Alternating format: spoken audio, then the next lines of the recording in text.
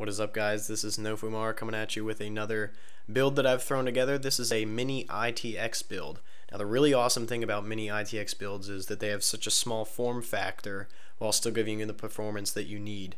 But they take up a lot less space. A lot of people sometimes do HTPC builds, and they can actually stick them on the back of their monitors that they're that small. However, we're going to go for something along the lines of a Mini ITX gaming PC, so we have to get a slightly larger case, and therefore we're going to have plenty of room for what we need inside, like our processor, graphics card, and power supply. Otherwise, when you select power supplies, sometimes you get these SFX size power supplies, and there haven't been too many made yet, so they tend to cost a lot of money. However, I'm going to go through and do the parts that we're going to have inside of the build and explain a little bit about why I chose them. So to start off, we're going to talk about our processor, and I chose an Intel Pentium G3420. This guy's a Haswell, and he's clocked at 3.2 gigahertz. Now, I went with the 3420 as opposed to the 3220 because the 3420 allows for 1600 megahertz RAM, which is what we're going to be using down the line. So this is a really great processor. It's not going to bottleneck us for our graphics performance that we're using, as well as it's relatively inexpensive. It's only $75 on Newegg. So for this processor, we need an 1150 socket type, and so therefore we need to find a motherboard which is Mini ITX as well as an 1150 socket type. So we're going to be using an MSI H81I 1150 Mini ITX motherboard. Now, this motherboard does a really great job. It's got our socket type that we need, 2 slots for memory, as well as a PCI, I believe it's 3.0 slot. Let me check really quickly. It's a PCI 2.0 slot. However, it doesn't really matter as far as what we're using right now and the graphics cards that are out right now. There is a small performance change, but it's really negligible. It's like less than 2% change. However, anyway, so this lets us use our 1600 gigabyte RAM, or excuse me, megahertz RAM, as well as it has a USB 2.0 header and front audio headers, as well as it's ready for the 4th generation Haswell CPUs. So that's the motherboard that we're going to be using for our build. It does run us $67 on Newegg. It has a decent amount of great reviews, so we're going to be using that. And the next thing that we're going to talk about is the graphics card that we're going to throw into our build. Now, I had a very difficult time going back and forth between graphics card. I like NVIDIA just because I like their shadow play availability. I'm sure AMD is going to eventually come out with something along those lines. If you're not sure what shadow play is, basically it allows you to record your gameplay, and you can either do it at up to 20 minutes in reverse. It actually caches old gameplay, or you can click a button, record for however how long you want. So I was trying to decide whether I wanted a 660 or a 760. However, 760 is in the form factor that we need, because remember, this is a Mini ITX build, so we're on a constraint for space.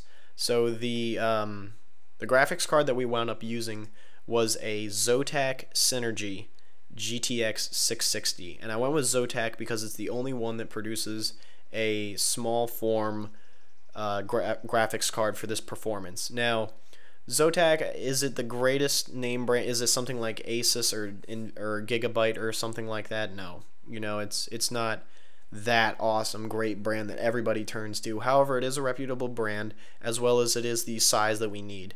This graphics card is only 7.7 inches long, so it's going to fit into our case very nicely. We'll talk about our case here in a little bit. However, some specs on the graphics card: it has a core clock of 993 megahertz with a boost clock up to 1059 megahertz. And CUDA cores, 960 of those. Memory, it's got 2 gigs of GDDR5 RAM, and it's got an HDMI out. Now, in case you have no idea what any of those specs means, this basically means you're going to be able to play games from, I'd say, about 2012 back at either ultra or very high settings or high settings. I've read people playing Batman Arkham Origins at ultra settings, Borderlands 2 at high to ultra settings, depending on what other specs they may have had. However, this graphics card is going to do great for our Mini ITX gaming build. In the future, if you'd like, you can upgrade to a larger case. We'll talk about our case here soon to allow for a larger expansion card inside there. So you would have to not only upgrade your case, but your card as well. And I would recommend upgrading to either a 770 or 760. We're going to quickly go through our RAM here. Oh, excuse me. The graphics card runs us $170 on Newegg. So you also get Watch Dogs with it, because as of right now when I'm making this video, you get Watch Dogs for free. So it's almost like adding an extra $60 that you don't have to pay. So that's really cool. So it's kind of like you're getting the graphics card for $110, but not really, especially if you don't want to play that game. However, now we're going to talk about the RAM that we're going to throw into our build. We're just going to, you don't have to go into too much detail here. We're just going to be using one 4GB stick of G-Skill Ripjaws X series 1600 megahertz RAM. It's going to run us $42 on Newegg. So again, that's pretty standard. And now for our storage in the build, I was leaning back and forth between, do I want to go with a high capacity solid state drive and a no hard drive, or do I want to mix the two? And I wound up mixing the two because, you know, especially if you're going to be gaming, you need a lot of space for a lot of your games. So I went with a 1TB Western Digital Caviar Blue. This is just your standard, everybody uses this type of hard drive, and it's going to run us $60 on Newegg. And the solid state drive that I decided to go with is a Crucial M500 120GB SSD.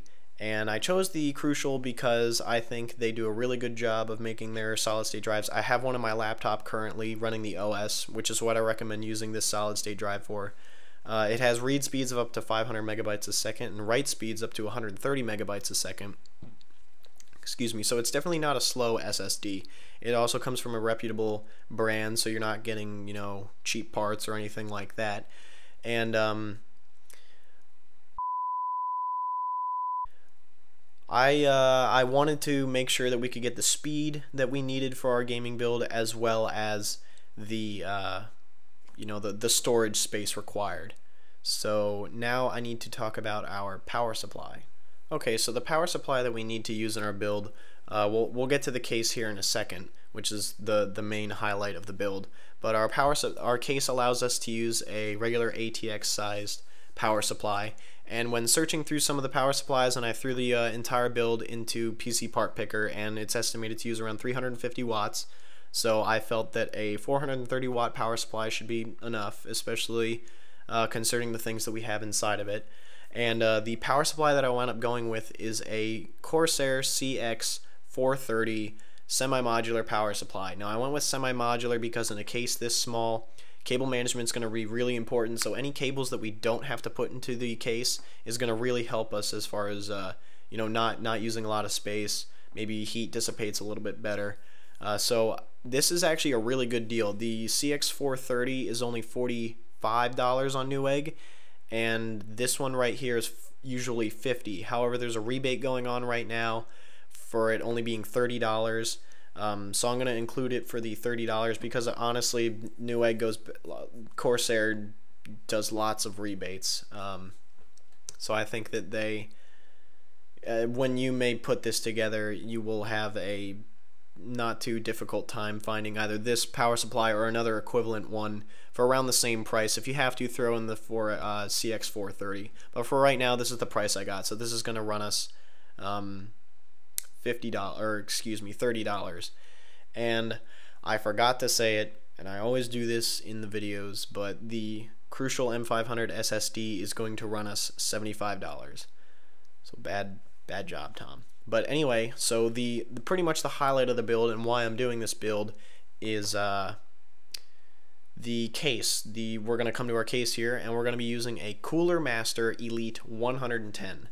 Now, just to give you kind of a ballpark estimate of how big this case is, it's roughly the size of a piece of paper. So if I can actually pick up this stupid piece of paper and hold it up, this is some tax forms that I was filling out.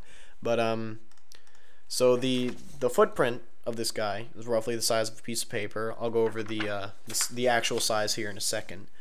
So the actual size of this case is 11.1 inches long by 8.2 inches high by 10.3 inches wide, and it's really honestly a small case. If you are someone who doesn't need a lot of expansion slots or doesn't need a lot of card readers or CD drives or anything inside, maybe a Mini ITX build is something that you'd like to take a look at. It definitely, small footprint, portability is really good, especially if you're going to LAN parties or something like that. However, a little bit about this case: it has enough bays for 3 hard drives and 4 solid state drives, not all together, but you know, one or the other.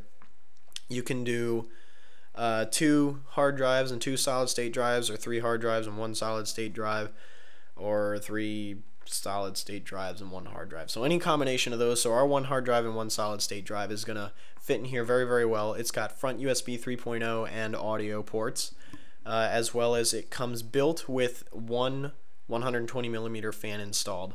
And it only weighs 5.9 pounds, so roughly 6 pounds. But this is going to be a really good case. It's going to give us good cable management, good airflow for our graphics card. Our graphics card is actually a little bit less than the size required here.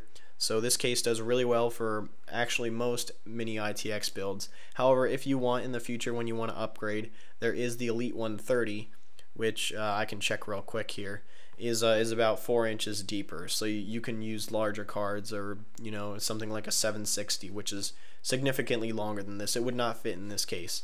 But anyway, the Elite 110 is going to run us $50 on Newegg.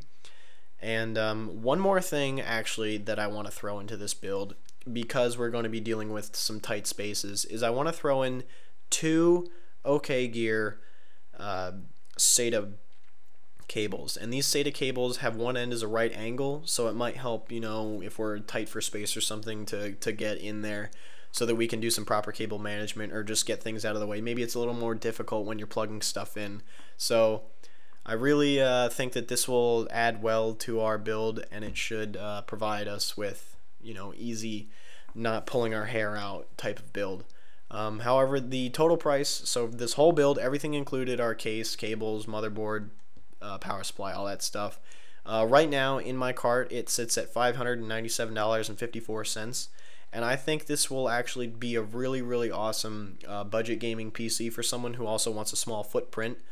I believe the other budget gaming PC I had was a relatively small case, and it had a small footprint, and it was actually around $40 cheaper. So when you're trying to build Mini ITX, you do have to have some some pros and cons to it, and one of the cons is it's a little bit more expensive because you are sizing things down. However, anyway, I hope you guys really enjoyed this build. It really challenged me to